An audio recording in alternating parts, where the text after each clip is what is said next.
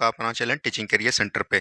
चलिए आज के इस वीडियो में हम लोग देखेंगे जो कि ज्ञान बिंदु में भी आपका होमवर्क सीरीज चला है बिहार दरोगा को लेकर, वो टेस्ट सीरीज आज हम लोग 4 देखने वाले हैं। इससे पहले हमने 3 टेस्ट सीरीज आपको करवा रखा है और इसका पीडीएफ अगर आप प्राप्त करना चाहते हैं तो टेलीग्राम लिंक में ज्वाइन कर जाइएगा और इसका टेलीग्राम लिंक जो है आपको डिस्क्रिप्शन में दिया गया है, तो वहाँ से आप ज्वाइन कर सकते हैं और आपको वीडियो के लास्ट में जो है कल का आपको होमवर्क दिया जाएगा। ठीक है, तो चलिए बिना देरी का हम लोग शुरुआत करते हैं आज के पहले नंबर क्वेश्चन से।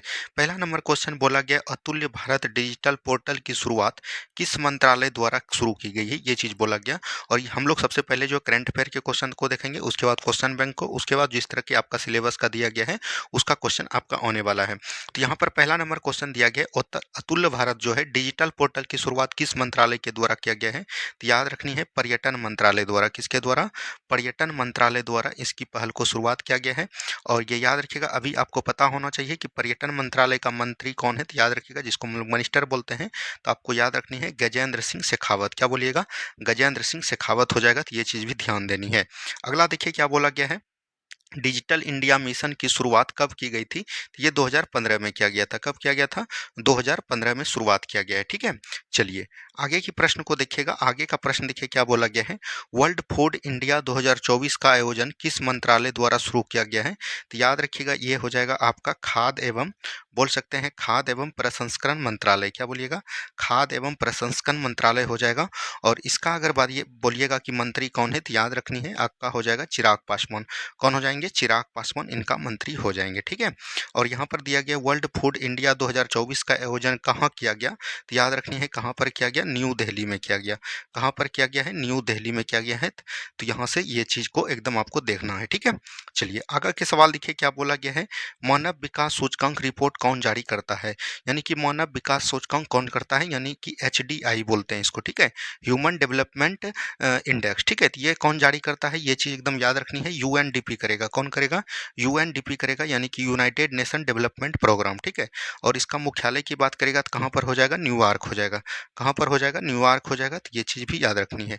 यहाँ पर दिया गया हाल ही में मानव विकास सूचकांक में भारत का स्थान क्या है। अगर भारत के स्थान की बात करिएगा तो ये कितना हो जाएगा?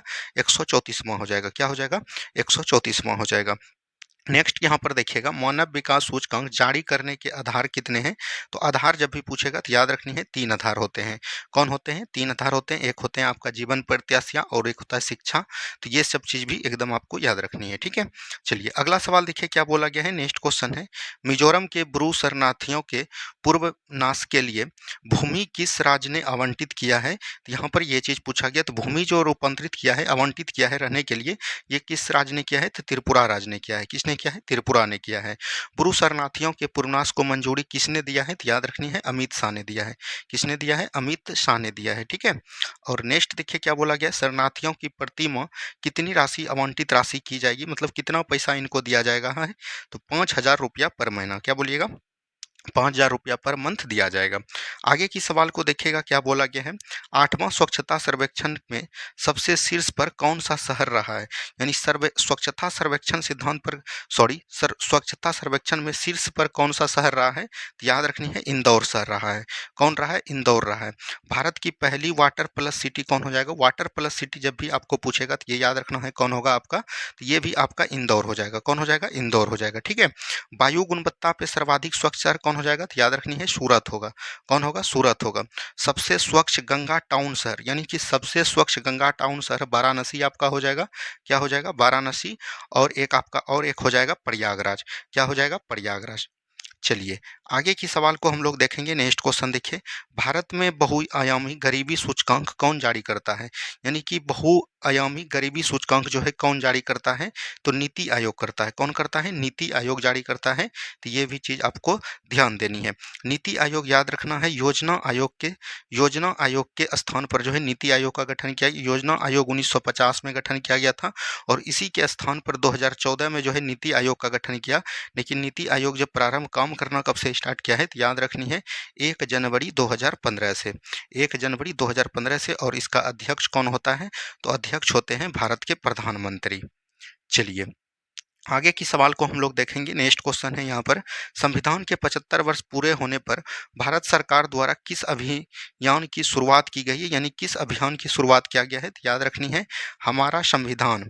क्या बोलिएगा? हमारा संविधान, और बोल सकते हैं हमारा स्वाभिमान। क्या है? हमारा संविधान और हमारा स्वाभिमान। ठीक है, तो ये को एकदम ध्यान देनी है। संविधान स्वीकृति और राष्ट्र नामक पुस्तक किसके द्वारा लिखा गया है? मतलब कि ये पुस्तक जो है किसके द्वारा लिखा गया है? तो याद रखनी है कलराज मिश्र के द्वारा लिखा गया। किसके द्वारा? कलराज मिश्र के द्वारा लिखा गया है। चलिए बढ़ेंगे अगले सवाल की तरफ। नेक्स्ट क्वेश्चन देखिए, पहली डिजिटल जनसंख्या घड़ी किस शहर में लगाई गई? यानी पहली डिजिटल जनसंख्या घड़ी जो है किस शहर में लगाई गई, ये चीज पूछा गया। तो बंगलुरु में लगाया गया। कहाँ पर लगाया गया? बंगलुरु में। उसके बाद नेक्स्ट है, पहली ई लोक अदालत की शुरुआत कहाँ की गई? छत्तीसगढ़ में। कहाँ पर किया गया है? छत्तीसगढ़ में। ठीक है, तो चलिए बढ़िएगा अगले सवाल की तरफ। नेक्स्ट क्वेश्चन को ध्यान से देखिए, भारत का पहला अनाज एटीएम कहाँ लगाया गया? तो ये लगाया गया है उड़ीसा राज्य में। कहाँ पर लगाया गया है? उड़ीसा राज्य में। पीएम गरीब कल्याण अन्न योजना की शुरुआत कब की गई? यानी प्रधानमंत्री गरीब कल्याण अन्न योजना की शुरुआत कब की गई, ये क्वेश्चन आपको पूछा गया है। तो याद रखनी है मार्च 2020 में। क्या बोलिएगा? मार्च 2020 में इसकी शुरुआत की गई थी। ठीक है, चलिए आगे का सवाल देखिए क्या बोला गया है, हाल ही में पोर्ट ब्लेयर का नाम बदलकर क्या रखा गया? तो पोर्ट ब्लेयर का नाम बदलकर क्या रखा गया है? तो याद रखनी है विजयपुरम। क्या बोलिएगा? विजयपुरम रखा गया है। ठीक है, और यहाँ पर दिया गया है CANI परियोजना किन राज्यों के बीच है? तो CANI परियोजना की बात करिएगा तो ये किसके किसके बीच हो जाएगा? तो ये चेन्नई, बोल सकते हैं चेन्नई और अंडमान निकोबार के बीच है। ठीक है, और राउस द्वीप का नया नाम क्या हो जाएगा? तो राउस द्वीप का नया नाम हो जाएगा सुभाष चंद्र बोस द्वीप। ठीक है, तो या इसको बोस द्वीप भी बोल सकते हैं। और हेवलॉक द्वीप का क्या हो जाएगा? कल भी हमने आपको बताया है स्वराज द्वीप हो जाएगा। एक और याद रखिएगा नील द्वीप। नील द्वीप का क्या नाम चेंज करके हो गया है? तो याद रखनी है शहीद द्वीप। क्या बोलिएगा? शहीद द्वीप। ठीक है, चलिए बढ़ेंगे हम लोग अगले सवाल की तरफ। नेक्स्ट क्वेश्चन देखिए क्या बोला गया, राष्ट्रीय समुद्री विरासत कहाँ अवस्थित है? राष्ट्रीय समुद्री विरासत की बात करिएगा तो ये लोथल में अवस्थित है। कहाँ पर हो जाएगा? लोथल में। अच्छा, आप लोग को पता है कि लोथल कहाँ पर है? तो लोथल बोल सकते हैं कहाँ पर है और किस राज्य में है? तो लोथल जो है गुजरात में है। कहाँ पर है? गुजरात में। और यहाँ से याद रखिएगा लोथल जो है किस नदी के तट पर है? तो भोगवा नदी के तट पर है। किस नदी के तट पर है? भोगवा नदी के तट पर है। लोथल याद रखिएगा एक प्रकार का बोल सकते हैं बंदरगाह के रूप में भी जाना गया है, और ये सिंधु घाटी सभ्यता से प्रचलित है। ठीक है, सिंधु घाटी सभ्यता में इनकी खोज हुई थी। ये भी चीज ध्यान दीजिएगा। यहाँ से क्या क्या मिले थे? तो धान की भूसी मिली थी यहीं से। ठीक है, धान की भूसी। अग्नि कुंड के साक्ष्य भी कहाँ को देखने को मिला है? तो ये भी जो है आपको लोथल से देखने को मिला है। ठीक है, इतना बात को याद रखनी है। अगला सवाल देखिए क्या बोला गया है, चुनाव आयोग द्वारा वर्ष 2024 के चुनाव में दिव्यांग चुनाव आइकन किसे चुना गया? ये क्वेश्चन आपसे पूछा गया। तो दिव्यांग चुनाव आयोग आइकन किसको चुना गया? तो याद रखनी है शीतल देवी। क्या बोलिएगा? शीतल देवी। और एक व्यक्ति था, याद रखनी है राकेश कुमार। क्या बोलिएगा? राकेश कुमार। दोनों व्यक्ति को चुना गया, तो ये भी चीज याद रखनी है। यहाँ पर बात आता है चुनाव आयोग। क्या आता है? चुनाव आयोग। चुनाव आयोग की बात करिएगा, चुनाव आयोग का गठन कब किया गया है? तो याद रखनी है 25 जनवरी 1950 को किया गया। कब किया गया है? 25 जनवरी 1950 को।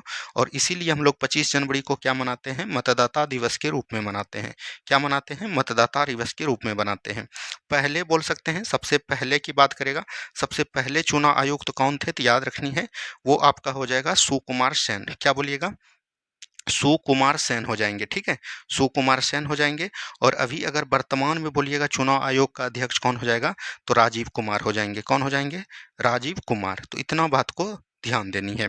अगला सवाल देखिए क्या बोला गया है। नेक्स्ट क्वेश्चन है, समान नागरिक संहिता पूर्णतः प्रभावी किस रूप में किस राज्य ने लागू किया है? पूरे अगर संहिता पूर्णतः पूछेगा तब आपका हो जाएगा, याद रखनी है उत्तराखंड। कौन हो जाएगा? उत्तराखंड हो जाएगा। और वहीं अगर पूछेगा कि पहला राज्य कौन था जो कि समान सिविल संहिता लागू किया, तो वो आपका हो जाएगा गोवा। कौन हो जाएगा? गोवा हो जाएगा। समान सिविल संहिता की बात करेगा तो अनुच्छेद 44 में इसका वर्णन किया गया है। और ये कहाँ पर है? डीपीएसपी में है।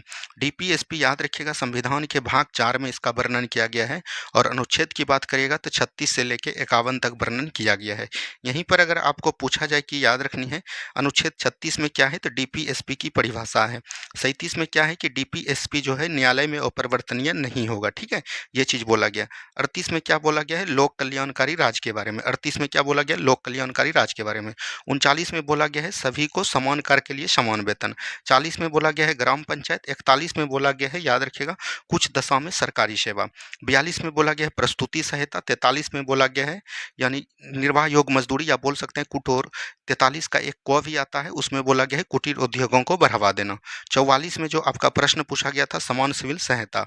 45 में बोला गया है एससी एसटी का प्रावधान और 46 में बोला गया है याद रखनी है मतलब कि 45 में बोला गया है आपका बोल सकते हैं 45 में बोला गया एससी एसटी और 46 में बोला गया है याद रखिएगा 6 वर्ष के कम बच्चे को शिक्षा देना अनिवार्य है। 47 में बोला गया है पोषण स्तर को बढ़ावा देना। 48 में बोला गया है आपका क्या बोल सकते हैं 48 में आपका बोला गया है कृषि एवं पशुपालन। वहीं 48 के क में बोला गया है याद रखनी है पर्यावरण एवं वन्यजीवों का संरक्षण। 49 में बोला गया है राष्ट्रीय स्मारक का संरक्षण और 50 में बोला गया है कार्यपालिका और न्यायपालिका का पृथकीकरण और 51 में बोला गया है अंतर्राष्ट्रीय शांति या विदेशी शांति। इतना चीज अनुच्छेद को एकदम याद रखनी है। ये सब डीपीएसपी डीपीएसपी कहाँ से लिया गया था तो याद रखनी है आयरलैंड से लिया गया। कहाँ से लिया गया आयरलैंड से, ठीक है। चलिए बढ़ेंगे हम लोग अगले सवाल की तरफ। नेक्स्ट क्वेश्चन को ध्यान से देखिए। किस राज्य द्वारा अलग से भील प्रदेश की मांग की जा रही है। भील देखिए एक प्रकार का बोल सकते हैं जनजाति है। क्या है जनजाति है और ये किस राज्य के द्वारा मांग की गई है तो याद रखनी है राजस्थान राज्य के द्वारा। कहाँ का राजस्थान राज्य ने इसको मांग किया है। भील सबसे बड़ी बोल सकते हैं जनजाति है, सबसे बोल सकते हैं बड़ी जनजाति है। और वहीं दूसरे नंबर पे अगर पूछेगा तो आपको याद रखनी है गोंड जनजाति। क्या बोलिएगा गोंड जनजाति, ठीक है। और एक जनजाति को याद रखनी है जो कि आपको याद रखनी है तमिलनाडु के नीलगिरी क्षेत्र में रहती है। तमिलनाडु के नीलगिरी क्षेत्र में रहती है उसको हम लोग बोलते हैं टोंडा जनजाति। टोंडा जाति में याद रखनी है बहुपति विवाह का प्रचलन देखने को मिलता है, ठीक है। चलिए बढ़ेंगे अगले सवाल की तरफ। एक वाहन एक फास्टैग पहल किस परिधिकरण द्वारा शुरू की गई ये चीज पूछा गया था। यानी कि याद रखनी है एक वाहन एक फास्टैग पहल जो है किस प्राधिकरण द्वारा शुरू की गई तो याद रखनी है NHAI के द्वारा, ठीक है। तो ये चीज ध्यान दीजिएगा नेशनल हाईवे के द्वारा इसको प्रचलित किया गया है। आगे की सवाल को देखिए क्या बोला गया खाद्य श्रृंखला में किसे पूर्णतः शाकाहारी कहा गया। देखिए खाद्य श्रृंखला की बात करेगा तो सबसे पहले क्या बनते हैं उत्पादक बनते हैं। उत्पादक बन के क्या होते हैं तो याद रखनी है उपभोक्ता बनते हैं, ठीक है। और उपभोक्ता के बाद क्या होता है आपका अपघटक आता है। तो यहाँ पर बात करिएगा उपभोक्ता में दो होते हैं, एक होते हैं आपका प्राथमिक और एक आपका होता है द्वितीयक। क्या होता है द्वितीयक। जैसे मान के चलिए उत्पादक में आपका आता है पेड़ पौधा, ठीक है, पेड़ पौधा। वहीं अगर इसका प्राथमिक लीजिएगा तो इसको कौन खाएगा पेड़ पौधा को मान के चलिए हिरन खाएगा, ठीक है। और हिरन को कौन खा लेगा बाघ खा लेगा। ये चीज बोला गया हिरन को बाघ या बोल सकते हैं शेर खा लेगा। तो ये चीज जो है ये इसको हम लोग बोलते हैं क्या बोलते हैं खाद्य श्रृंखला। और यहाँ पर पूछा गया खाद्य श्रृंखला में किसे पूर्णतः शाकाहारी कहते हैं तो ये जो आपका हिरन हुआ यानी उपभोक्ता का प्राथमिक श्रेणी का जो भी हुआ उसको हम लोग पूर्णतः शाकाहारी बोला जाता है। और ये दूसरे स्थान पर जो होता है ये मांसाहारी भी होता है और शाकाहारी भी होता है। ये चीज ध्यान दीजिएगा। और उत्पादक से लेके उपभोक्ता से लेके अपघटक तक जितना भी एक यहाँ से यहाँ तक जाता है इसमें 10% ऊर्जा का ह्रास होता है। और ये 10% ऊर्जा का ह्रास जो होता है ये नियम किसने दिया है तो याद रखनी है लिंडेमान ने दिया। किसने दिया है लिंडेमान ने, ठीक है। चलिए आगे की सवाल को देखिएगा। पंचायत को वित्त प्रदान करने के लिए राज्य वित्त आयोग का गठन किस अनुच्छेद के तहत किया गया। यानी कि राज्य वित्त आयोग का गठन जो है किस अनुच्छेद के तहत किया गया ये चीज पूछा गया। तो याद रखिएगा राज्य वित्त आयोग का गठन की बात करेगा तो ये किसमें बोला गया 243 के आई में किया गया। किसमें किया गया 243 के आई में किया गया। वहीं अगर बात करिएगा केंद्रीय वित्त आयोग का यानी केंद्र में वित्त आयोग जो होता है उसकी चर्चा संविधान में कितने में की गई है 280 में किया गया। कहाँ पर किया गया है 280 में। पंचायत की बात करेगा तो देखिए एक आर्टिकल अगर बात करिएगा यहाँ पर एक संशोधन हुआ था 73वां संविधान संशोधन। और 73वां संविधान संशोधन में किया गया था 11वीं अनुसूची को जोड़ा गया था। क्या बोलिएगा 11वीं अनुसूची को जोड़ा गया था और इसी में जो है पंचायती राज व्यवस्था लागू किया गया था। तो ये भी बात आपको ध्यान देते हुए चलनी है। वहीं अनुच्छेद 40 की बात करिएगा तो इसमें भी जो है याद रखिएगा पंचायत के गठन की मांग की गई थी, ठीक है। चलिए अगला सवाल देखिए क्या बोला गया है, संपत्ति के मौलिक अधिकार को किस संवैधानिक संशोधन द्वारा हटाया गया। देखिए मौलिक अधिकार में बात करेगा, मौलिक अधिकार भाग कितने में होते हैं, 3 में होते हैं। इसमें याद रखनी है संपत्ति का अधिकार जो था आपका वो कितना आर्टिकल में था, 31 में था, ठीक है, 31 में था। और इसको जो है याद रखिएगा हटाकर कहाँ दे दिया, भाग दे दिया 12 में। और इसको अनुच्छेद की बात करेगा तो 31 से हटा के कहाँ दे दिया, 300 के क में दे दिया। और इसको क्या बना दिया, मौलिक अधिकार से इसको विधिक अधिकार के रूप में रूपांतरित कर दिया। विधिक अधिकार बोल सकते हैं या कानूनी अधिकार। और ये सब जो हुआ है किस संविधान संशोधन द्वारा, 44वां संविधान संशोधन 1978 के द्वारा। तो यहाँ से राइट आंसर हो जाएगा 44वां संविधान संशोधन 1978। तो ये बात को भी आपको याद रखते हुए चलनी है। अगली सवाल देखिए क्या बोला गया है, जल का आयतन 0 डिग्री सेल्सियस से 4 डिग्री सेल्सियस पर। देखिए यहाँ पर जब भी आयतन की बात करेगा, एक आपका होता है घनत्व, क्या होता है, घनत्व होता है, ठीक है। जब आयतन आपका क्या होगा, 0 से जाएगा 4 डिग्री सेल्सियस तक, 0 से जाएगा 4 डिग्री सेल्सियस तक, तो याद रखिएगा इसका आयतन क्या होगा, घटता हुआ जाएगा, ठीक है।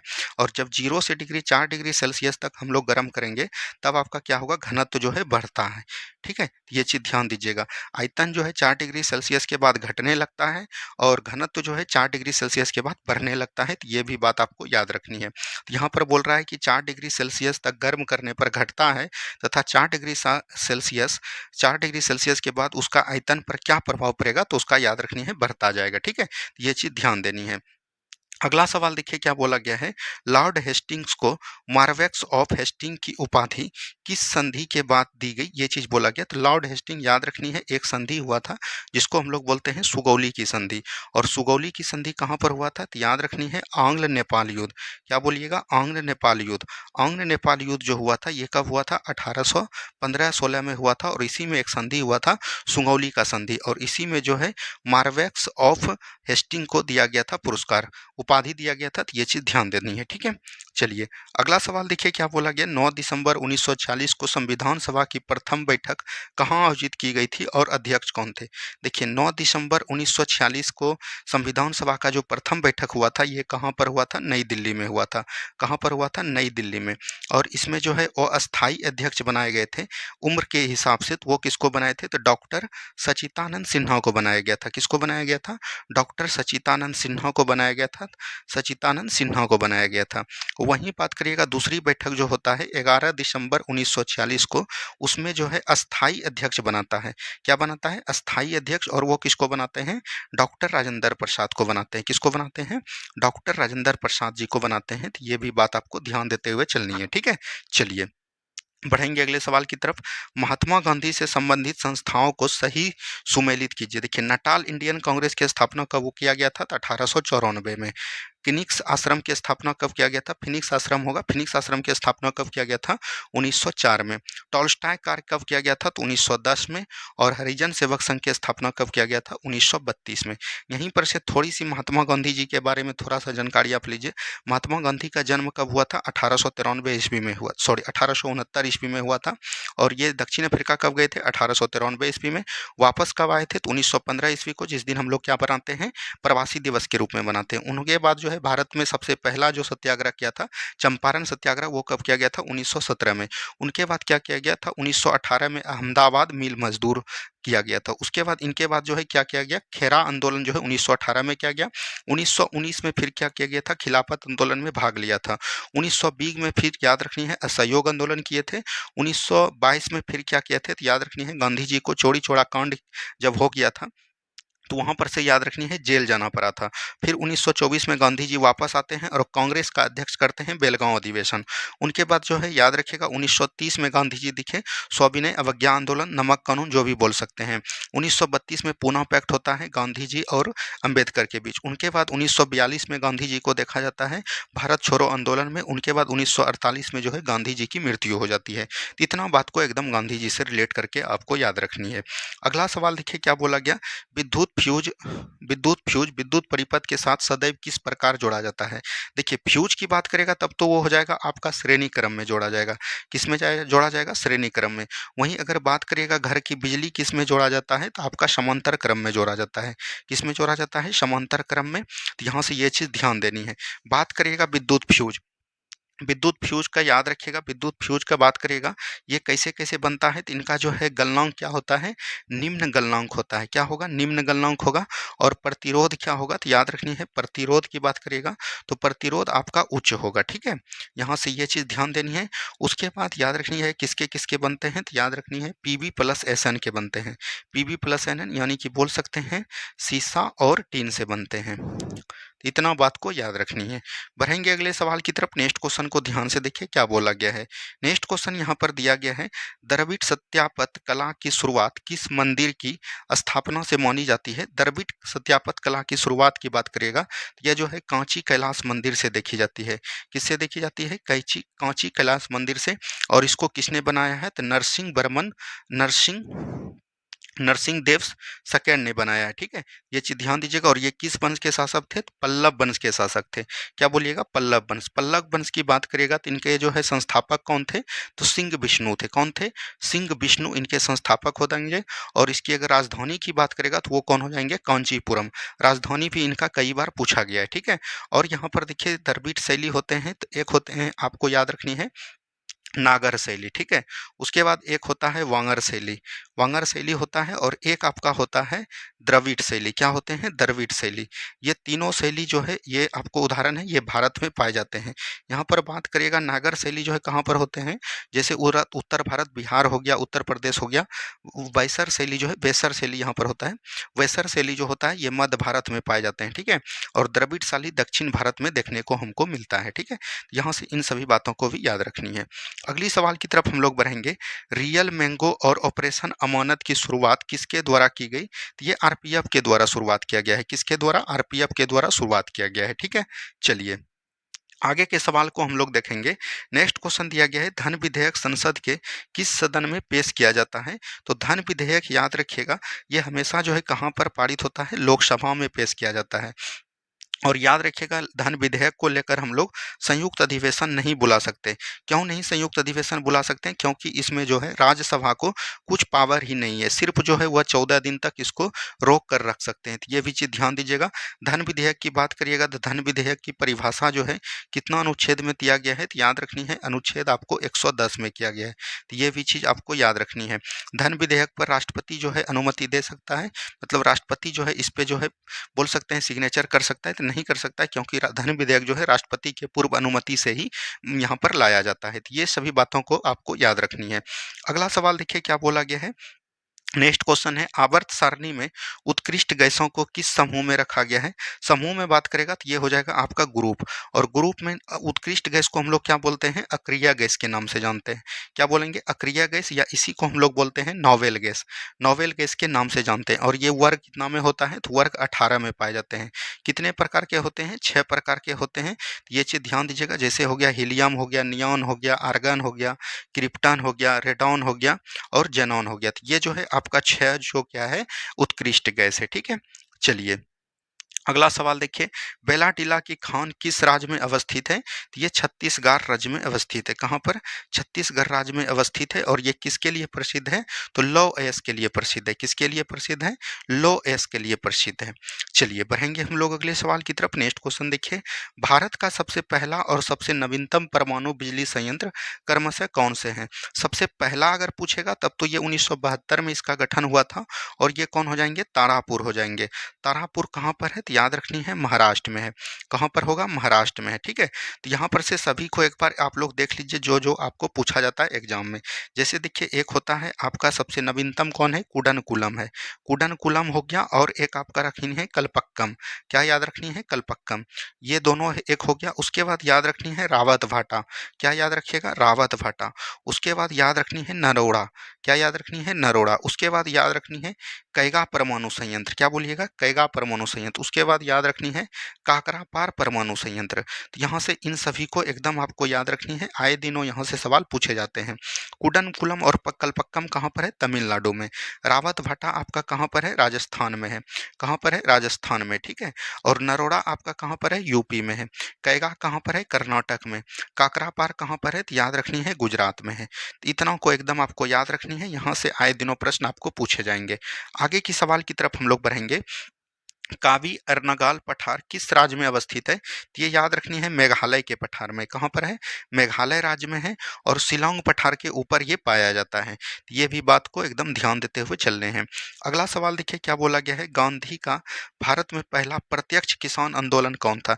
देखिए प्रत्यक्ष किसान आंदोलन बात करेगा तो ये हो जाएगा खेरा आंदोलन। क्या हो जाएगा? खेरा आंदोलन हो जाएगा। तो ये चीज भी आपको ध्यान देते हुए चलनी है। वहीं अगर प्रथम किसान आंदोलन पूछेगा भारत में कौन होगा, तब आपका हो जाएगा चंपारण सत्याग्रह। क्या हो जाएगा? चंपारण सत्याग्रह होगा। तो दोनों बात को एकदम आपको ध्यान देते हुए चलनी है। अगला सवाल देखिए क्या बोला गया है, किस राजमार्ग को सड़क ए आजम के नाम से जाना जाता है? तो सड़क ए आजम को किसको जानते हैं? ग्राउंड ट्रंक रोड को। क्या बोलिएगा? ग्राउंड ट्रंक रोड को। अच्छा, ग्राउंड रोड की निर्माण किसने किया था? तो याद रखनी है, शेरशाह सूरी ने। क्या याद रखा था, किसने बनाया था? शेरशाह सूरी ने बनाया था। शेरशाह सूरी याद रखिएगा सूरी वंश के संस्थापक थे और इनके बचपन का नाम आपके बिहार दरोगा में पूछ लिया है, तो इनके बचपन का नाम क्या होगा? फरीद खां होगा। क्या होगा? फरीद खां होगा। तो ये भी बात आपको ध्यान दीजिएगा। शेरशाह सूरी ने, याद रखिएगा, एक युद्ध होता है 1540 ईस्वी में, जिसको हम लोग क्या बोलते हैं? याद रखनी है, बिलग्राम या कन्नौज का युद्ध बोलते हैं। क्या बोलते हैं इसको? कन्नौज का युद्ध। और कन्नौज के युद्ध में याद रखने हैं, इन्होंने जो है हुमायूं को पराजित करके सूरी वंश की स्थापना किया। और उनके बाद याद रखनी है, एक होते हैं 1545 में कलिंजर का युद्ध, इसमें जो है शेरशाह सूरी मारा जाता है। तो ये चीज ध्यान दीजिएगा। एक होते हैं 1555 में सरहिंद का युद्ध, ये भी बात आपको ध्यान दीजिएगा। तो सरहिंद के युद्ध में फिर से जो है पुनः बोल सकते हैं, हुमायूं जो है सिकंदर शाह सूरी को पराजित करके फिर से जो है सूरी वंश की स्थापना समाप्त करके वहां पर मुगल वंश की स्थापना करता है। इतना चीज आपको ध्यान दीजिएगा। और ये जो ग्राउंड ट्रंक रोड सड़क ए आजम है, ये कहाँ कहाँ है? NH1 से लेके याद रखिएगा NH2 तक है। ये दोनों को जब मिला दीजिएगा तब ये आपका हो जाएगा। ठीक है, चलिए आगे की सवाल को हम लोग देखेंगे। भारत के कितने राज्यों में द्विसदनीय विधायिका कार्यरत है? देखिए, एक होता है आपको राज्य में क्या होता है? विधानमंडल। जिस तरह केंद्र में संसद होता है उसी तरह राज्य में विधानमंडल होता है और इसके दो भाग होते हैं, एक विधानसभा होते हैं, एक विधान परिषद होते हैं। जिस राज्य में ये दोनों होते हैं उसको हम लोग बोलते हैं द्विसदनीय विधायिका। ठीक है, ये चीज आपको ध्यान देनी है। तो विधानसभा तो 28 राज्य में है, लेकिन विधान परिषद सभी राज्यों में नहीं है। मात्र ये याद रखनी है, इसका ट्रिक है तू भी मजा कर। क्या याद रखिएगा? तू भी मजा कर। तो यहाँ पर से ये चीज याद रखनी है, तू भी मजा कर। यहाँ से ट्रिक से आप टोटल चीज याद रख सकते हैं। जैसे टी से हो जाएगा तेलंगाना। क्या हो जाएगा? तेलंगाना। यू से क्या हो जाएगा? उत्तर प्रदेश। BHI से हो जाएगा आपका बिहार। ठीक है, और M से हो जाएगा आपका महाराष्ट्र। क्या हो जाएगा? महाराष्ट्र हो जाएगा। और A से आपका हो जाएगा आंध्र प्रदेश। और KR से हो जाएगा कर्नाटक। तो इतने राज्यों में जो है आपको क्या मिलता है? द्विसदनीय विधायिका मिलता है। तो यहाँ से देखिए कितना राज्य हो गया? 1 2 3 4 5 6। तो बोल सकते हैं 6 राज्य ऐसे हैं जहां पर द्विसदनीय विधायिका कार्यरत है। ठीक है, इतना बात को एकदम ध्यान देनी है। आगे की सवाल को हम लोग देखेंगे, संयुक्त राष्ट्र संघ सुरक्षा परिषद में अस्थायी रूप से शामिल देशों की कार्यकाल कितनी होती है? तो ये 2 वर्षों का होता है। कितने वर्षों का होता है? 2 वर्षों का होता है। बात आता है यहाँ पर यूएनओ। यूएनओ का गठन कब हुआ था? तो 24 अक्टूबर बोल सकते हैं 1945 को इनका गठन हुआ था। ठीक है, और ये जो हुआ था, तो याद रखिएगा, इसमें कुल 15 सदस्य देश हैं, जिसमें कि बोल सकते हैं सुरक्षा परिषद में 15 सदस्य हैं। यूएनओ में बात करेगा तो 193 सदस्य हैं। तो इसमें जो 15 सदस्य होते हैं, तो इसमें याद रखनी है 10 जो है क्या है? वो अस्थाई सदस्य है। क्या है? वो अस्थाई है। और 5 जो है अस्थाई है। अस्थाई सदस्य का कोई भी कार्यकाल नहीं होता है, लेकिन जितने भी 10 अस्थाई सदस्य हैं इसका कार्यकाल 2 वर्षों का होता है। इतना बात आपको ध्यान देनी है। यूएनओ का मुख्यालय पूछेगा तो आपका कहाँ पर हो जाएगा? न्यूयॉर्क हो जाएगा। कहाँ हो जाएगा? न्यूयॉर्क हो जाएगा। ठीक है, चलिए आगे की सवाल को हम लोग देखेंगे। नेक्स्ट क्वेश्चन देखिए क्या बोला गया है, गंगा नदी मैदानी भाग में कहाँ से प्रवेश करती है? तो गंगा नदी याद रखनी है आपको, 2 नदी के संगम पर गंगा नदी बनती है। एक होता है भागीरथी और एक होता है अलकनंदा। इस दोनों की प्रयाग, इस जलधारा को हम लोग क्या बोलते हैं? देव प्रयाग। और देव प्रयाग की जलधारा को हम लोग क्या बोलते हैं? गंगा के नाम से जानते हैं। तो यहाँ पर बोला गया गंगा नदी जो है आपको पता है कि उत्तराखंड के गंगोत्री हिमानी से निकलती है और ये अपना मैदानी भाग में कहाँ से प्रवेश करती है? तो हरिद्वार के समीप। तो राइट आंसर हो जाएगा हरिद्वार। और यहाँ से यह बहते हुए जो है आपको याद रखनी है, गंगा नदी बंगाल की खाड़ी में जाती है। यहाँ तक इसकी लंबाई की बात करेगा तो 2525 किलोमीटर इसकी लंबाई है। इसकी कई सारी सहायक नदियां हैं, जैसे आपका हो गया रामगंगा। क्या याद रखिएगा? रामगंगा हो गया। गोमती याद रखनी है। उसके बाद घाघरा। गोमती हो गया, घाघरा हो गया, गंडक हो गया। ठीक है, गंडक हो गया, बूढ़ी गंडक हो गया, कोसी हो गया और याद रखनी है महानंदा। क्या याद रखनी है? महानंदा। अलकनंदा। फिर जो है उत्तर तरफ से जो मिलने वाली नदियाँ हैं, जैसे हो गया आपको सोन, याद रखनी है, सोन हो गया, यमुना हो गया। गंगा की सबसे बड़ी सहायक नदी कौन होगा? यमुना होगा। पुनपुन हो गया। ये सभी जो है याद रखनी है गंगा की सहायक नदियाँ हैं, ठीक है?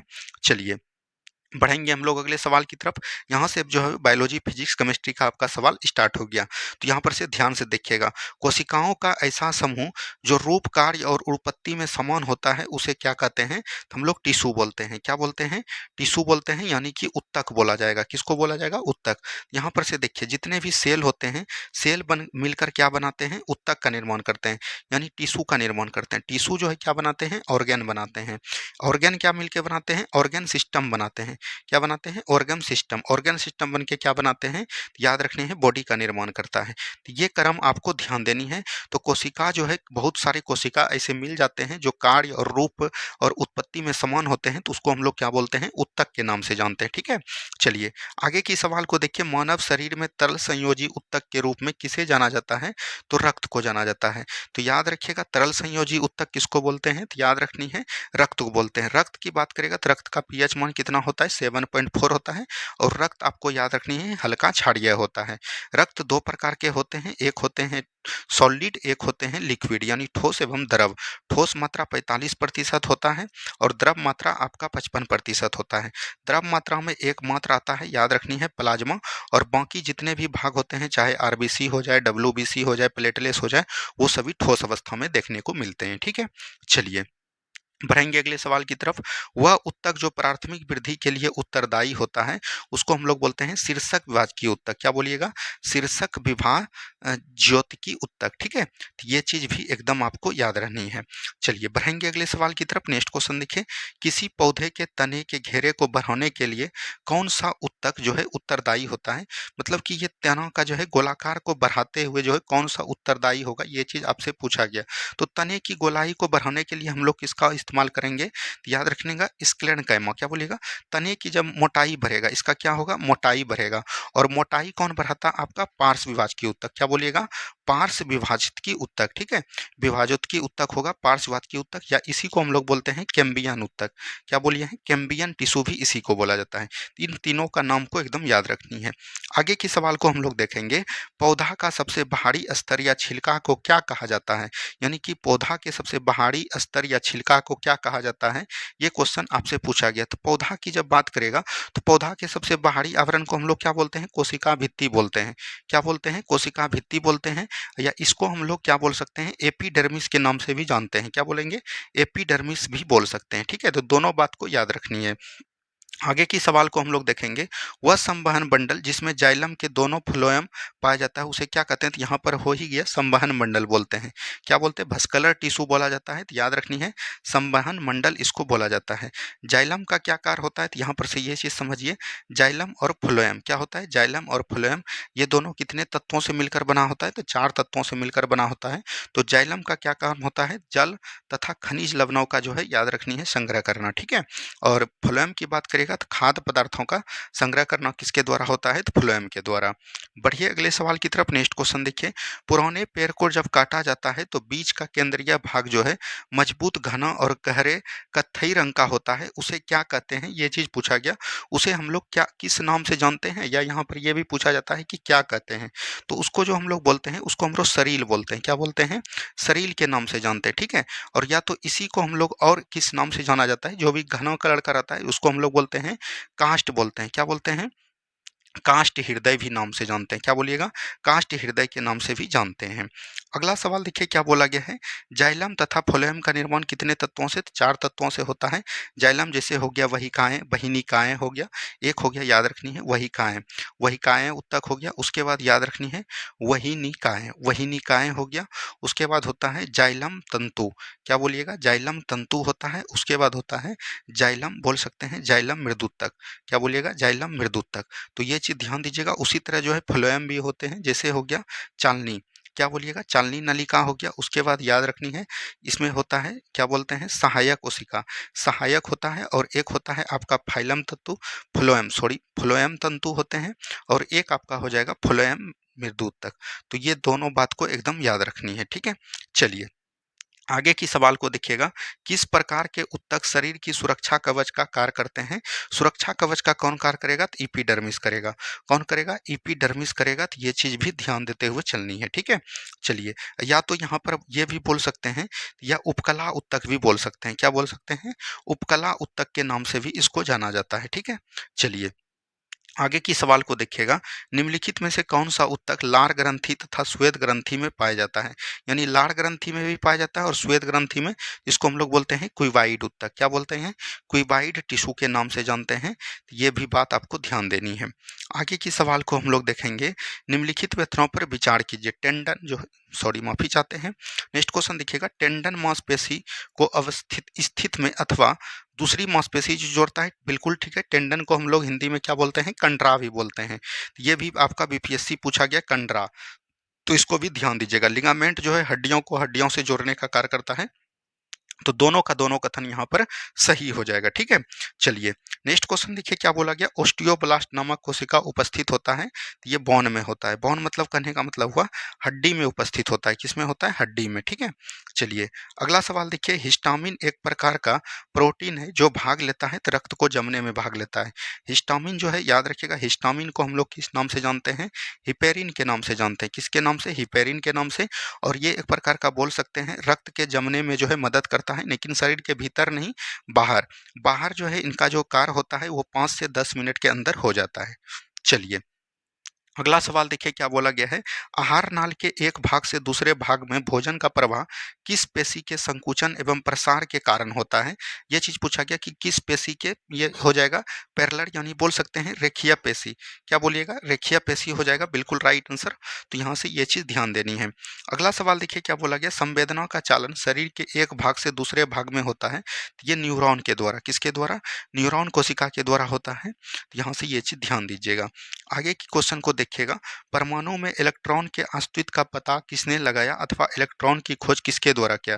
तो इलेक्ट्रॉन का खोज किसने किया है? तो याद रखनी है, जे जे थॉमसन ने किया है। किसने किया है? जे जे थॉमसन ने। वहीं अगर आपको पूछ दे प्रोटॉन का खोज किसने किया है, और इसके बाद पूछ सकता है न्यूट्रॉन का खोज किसने किया है। प्रोटॉन का खोज किसने किया है? गोल्डस्टीन ने किया है। किसने किया है? गोल्डस्टीन, या तो बोल सकते हैं रदरफोर्ड। ऑप्शन में अगर गोल्डस्टीन रहेगा तो गोल्डस्टीन के साथ जाना है।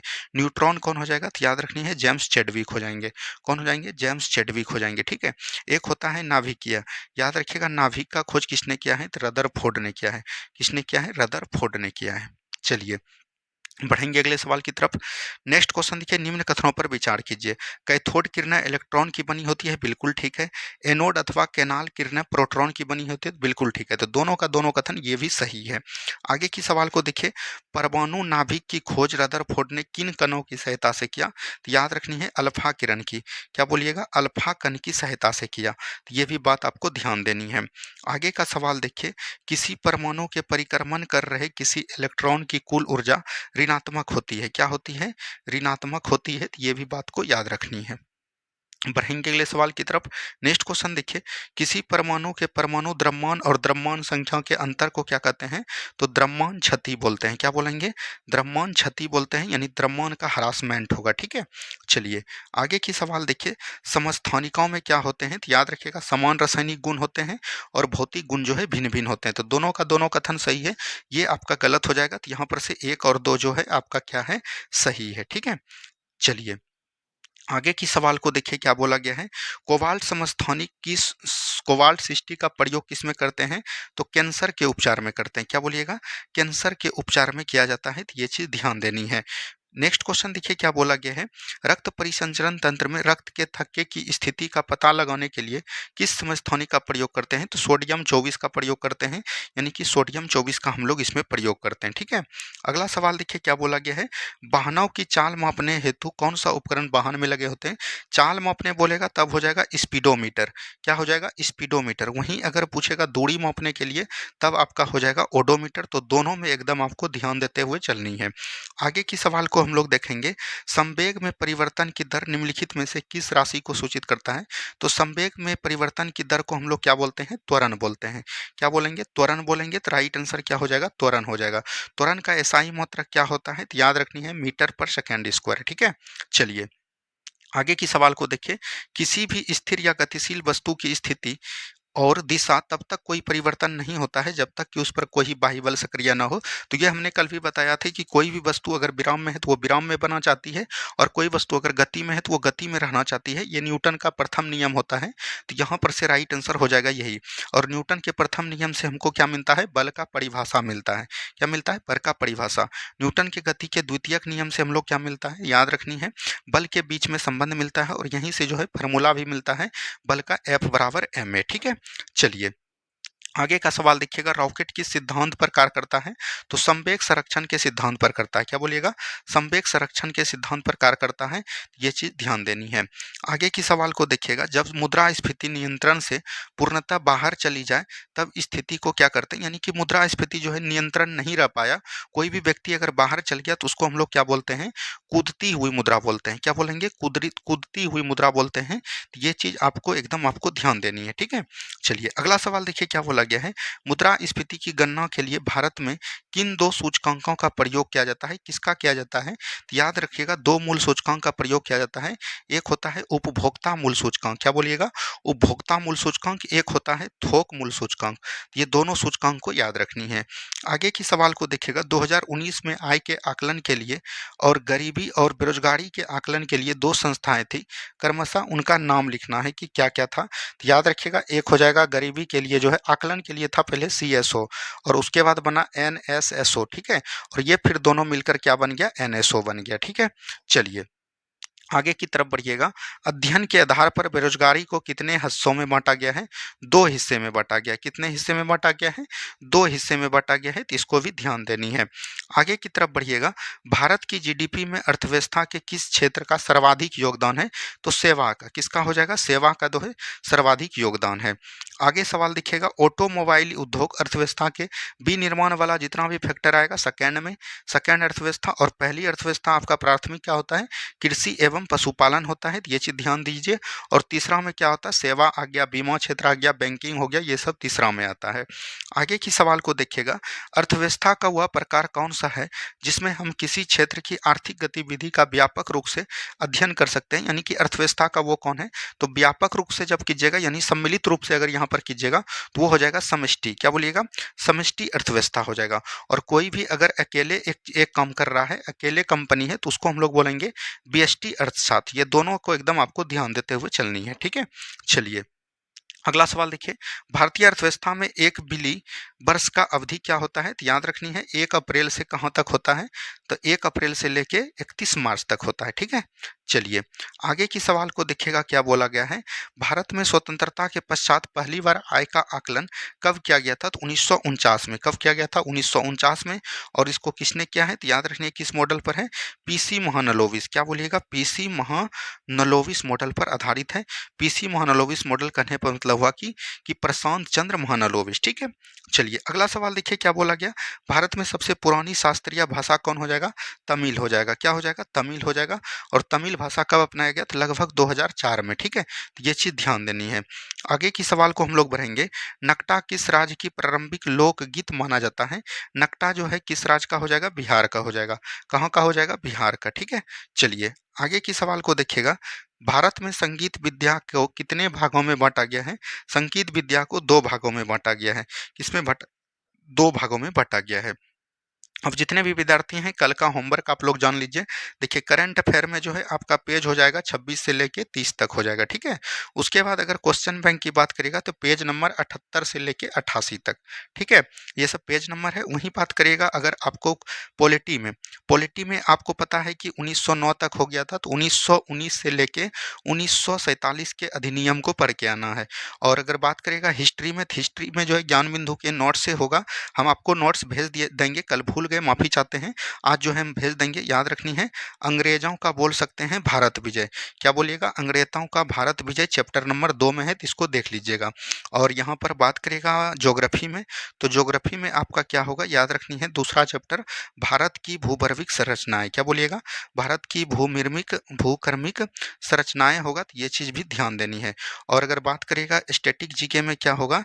स्टैटिक जीके में आपका होगा यूनेस्को। क्या बोलिएगा? यूनेस्को विश्व धरोहर। तो इसको देख के आइएगा। तो ये आप लोग स्क्रीनशॉट ले लीजिए, इसका पीडीएफ जहाँ तक होगा फिजिक्स पॉलिटी, हिस्ट्री और ज्योग्राफी का हम आपको भेज देंगे, और क्वेश्चन बैंक का भी पीडीएफ आपको हम भेज देंगे। तो वहाँ से आप तैयारी कर लीजिएगा। और ये वीडियो कैसा लग रहा है आपको कमेंट करनी है, ठीक लग रहा है नहीं लग रहा है ये भी आपको बतानी है, और आप कितना नंबर ला पा रहे हैं ये भी आपको कमेंट करनी है। ठीक है, धन्यवाद, मिलते हैं हम लोग नेक्स्ट वीडियो में। जय हिंद, जय भारत।